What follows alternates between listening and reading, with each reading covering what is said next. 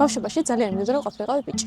ამის მიზეზი ის არის, რომ რადგან ვიყავი გოგო, ძალიან ბევრი რაღაცის შესაძლებლობა არ მქონდა. ძალიან დიდი ხანი ვებრძოდი იმას, რომ მეპოვა საკუთარ თავში ის გამბედაობა, რომ მოდი, არა, უნდა ვცადო, რადგან ვიღაცას გამოუვიდო და ვიღაცამ შეძლო, მეც შემიძლია.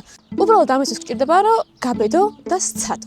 ამიტომ ჩემი შემდეგი ვიდეოები იქნება მთლიანად ამაზე, რომ ავაშენო ის უნარები, რაც გჭირდება ცხოვრებაში და ამ დიდ მოგზაურობაში პირველი იქნება ცოცვა. თქვენ ნახავთ სამი სახის ცოცვას, ეს იქნება გაყინულ ჩანჩქერზე, ბუნებრივ და ხელოვნურ კედელზე. სახეში მოვხდ. კაისო, ჭდები!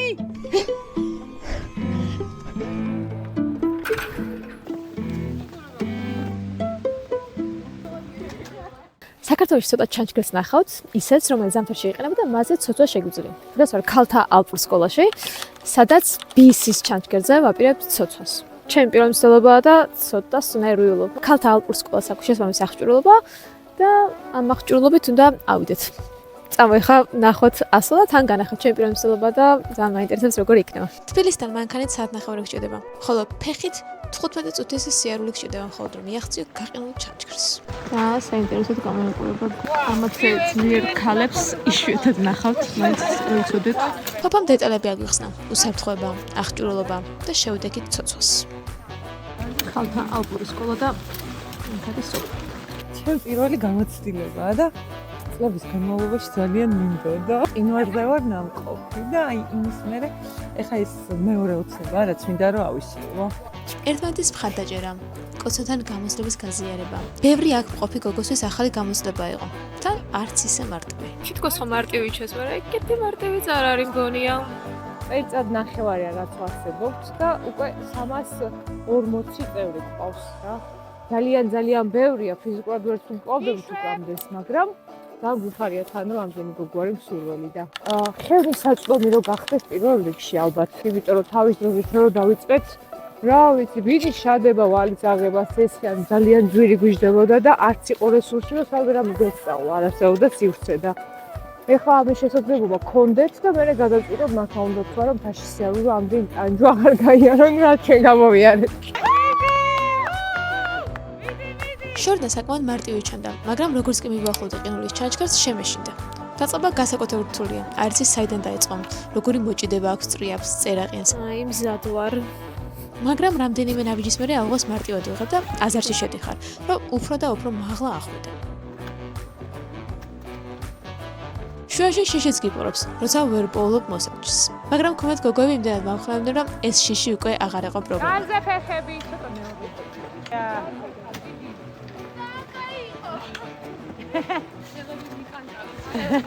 აბა როგორი იყო? დაბაჭილებები. ძალიან კარგი იყო, რა ესენი აქეთ გადაჭებული ვარ. ძალიან კაი იყო. ერთ-ერთი ხელები დამიჭიმა ძალიან მიკანკალებდა შიგადაშიგ, მაგრამ აი უმაგრესი შეგრძნება, ფეხებიც მიკანკალებდა შიგადაშიგ. თავი პრინციპი როგორც მიხსარის, რომ 3 წერტილი უნდა ქონდეს, ანუ 3 კიდური უნდა ქონდეს დამაგრებული კარგად და ცალ-ცალად უნდა ახვიდე. ხელი, ფეხი. და საშეგრძნება საერთოდ შიში უფრო ნაკლებად, უფრო ის რომ ეფექტურად ახვიდე და რაღაცა აი წერაყინი ჩასვა კარგად, თან იქ ისე არის გაყინული, რომ შეგიძლია ესე მოდება გააკეთო, მაგრამ ჯობია რომ კარგად ჩასვა და ფეხები მნიშვნელოვანია, რომელსაც ესე თავიდან ალბათ ვერ იყენებ და ალბათ მეც ეგ შეცდომა დავიში. კარგია!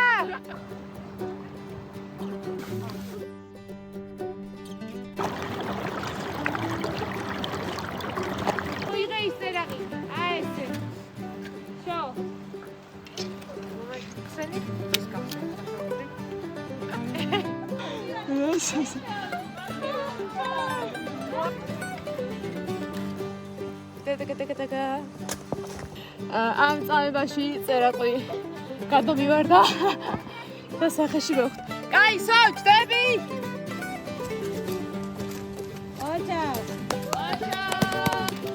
ეს ჩვენი დაშვება.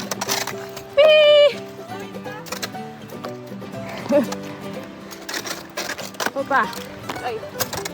ძალიან კაი. ისე ჩავდიხარ მე რომ თქოს თრალი ხარ ექსტრემის კონდა თულია, მაგრამ ძალიან კაი. დასასრულს მივახულდა ჩვენი BC-ის ჩანჩქერზე ცოცვა. მართლა შესანიშნავი გამოცდილება იყო. კიდევ გავიმეორებ, იმიტომ რომ ანუ ექსტრემალურიცაა. საინტერესოც თან ჩანჩქერზე რო ვადიხარ, რომ შეარჩიო გზა და სხვათა შორის ველოსიპედის გამოსვლება მანაც გეხმარება რაღაცნაირად განსაკუთრებით დაუხმის, იმიტომ რომ რაღაც ჩქარა უნდა არჩიო სწორი გზა.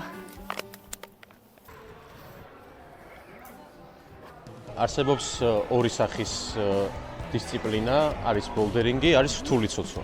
ბოლდერინგის შემთხვევაში კედელი არ აღემატება სტანდარტულად 4 მეტრს. რთული ცოცვის შემთხვევაში, რასაც ცოცავ თოკით, 2 კილომეტრი, 1 კილომეტრი და ასე შემდეგ. ქამრის ერჩევის დროს აუცილებლად უნდა მივაქციოთ ყურადღება, რომ ქამარი იყოს სწორად. ეს მხარე არის წინა მხარე, სადაც ებმევა თოკი, ეს მხარე არის უკანა. ცოცვაში გვაქვს კიდე მაგნეზია, რომელიც გამოიყენება იმისთვის, რომ ხელის გაუფლიანება არ შეგვიშალოს ხელის ჩამოცურვაში და უკეთესად გქონდეს მოჭიდება გარეთ დარბაზში, ბოლდერინგზე. ცოცვის ერთ-ერთი მნიშვნელოვანი ნაწილი არის საცოცვო ფეხსაცმელი. არის მთლიანად რეზინა, აქვს არაანატომიური ფორმა, ასიმეტრიული და არის მოხრილი. ასევე გვაქვს წვეტი და მომგვალებული ქუსლი. ვიცნობთ ხოლმე პატარებს, იმიტომ რომ რაც უფრო ეს პატარა და ფეხზე მჭიდროდ არის მომჯდარი, უკეთესია ჩვენთვის, რომ წერტილოვანი საჭიდები მაგაზე რომ დავადგათ, რომ კარგად ვენდო და მოჭიდება ქონდეს უკეთესი. ბოლდერინგის ცოცვის შემთხვევაში გვაცვია მხოლოდ საცოცვის კეტი და გვაქვს მაგნეზიის ჩანთა. გვაქვს კედელი, რომელიც არის 4 მეტრი და დაცვის შემთხვევაში გვაქვს მატი, რომელიც დაცემის დროს არის რბილი. ზედა თოკის ცოცვის დროს გვაქვს ორი მხარე. ეს არის ცოცავის მხარე და დამზღვევი იკეთებს, ასევე ამას აკეთებთ ორ კარავს. ერთი გვაქვს მუხტიანი, ერთი გვაქვს უმუხტი. მაგრამ რო არ გავხურებულ არა უშავს? არ არის ეგეთ რთული მე. აი ესა და ეგრე ფეხი პირიქით აღარ დადგა. აი. მარჯვენა წვერები დადგე. გვერდმა დადგა ამასე? სწორია. ვახ. საკუთი ენერგია ხარჯი. აი ხა მარცხენა ფეხი კარგი ხარ. წითელზე შედგი. სწორია. აი ეგრე სწორია.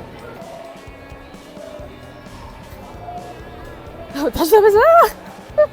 ეს საკა ექსტრემალურია დაჭდება. საკა იყო. აბა. ზემოწვა შემეშიდა.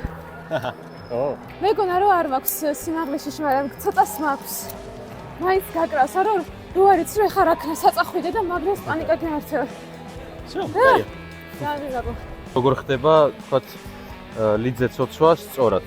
სწორი ჩაგდება არის, როცა ამოვიდან ხელს კვანძიდან. ჩავაგდეთ ესე და კვანძის მხარე გვიყურებ ჩვენ, დამზღვევის მხარე უყურებს კედელს. მოწყვეტის შემთხვევაში ჩერდებით ესე. დგებით კომფორტულ პოზიციაში, ამოგვაქვს თოკი, მოვიდეთ ქვიქში. და რომ მოუწყდე, ანუ მიჭერს ეს.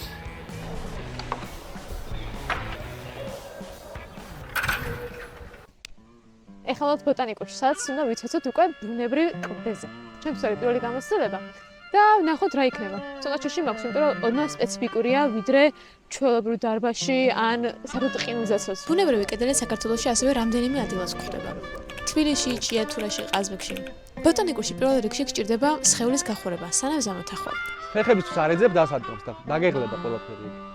მარჯვენა ფეხის მუხთან ჩამოიხედე.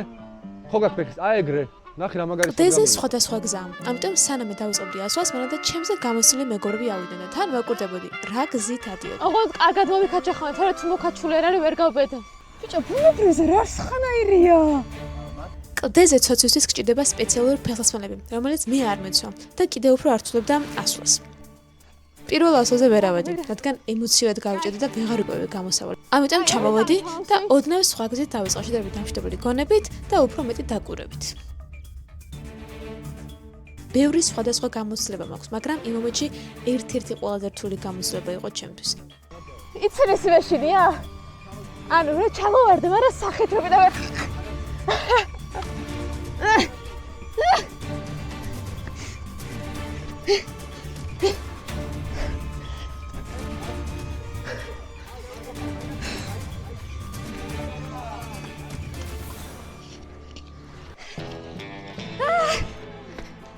ცოცხალია.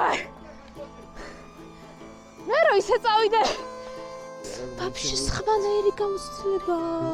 სხვათა შორის ერთ-ერთი ყველაზე რთული გამოცდილება იყო ჩემთვის, იმიტომ რომ არ გაქვს კარგად მოსაჭიდებელი, ანუ აი როგორც ასე კედელზე არის, იქ მაინც ჩაღრმავებები არის და შეგიძლია მარტივად მოკიდო, მაგრამ აქ ეგრე არ გაქვს და გიწევს ძალიან ბევრი ძებნა ფეხების და ხელებისთვის, რომ კარგად ჩაიჭიდო.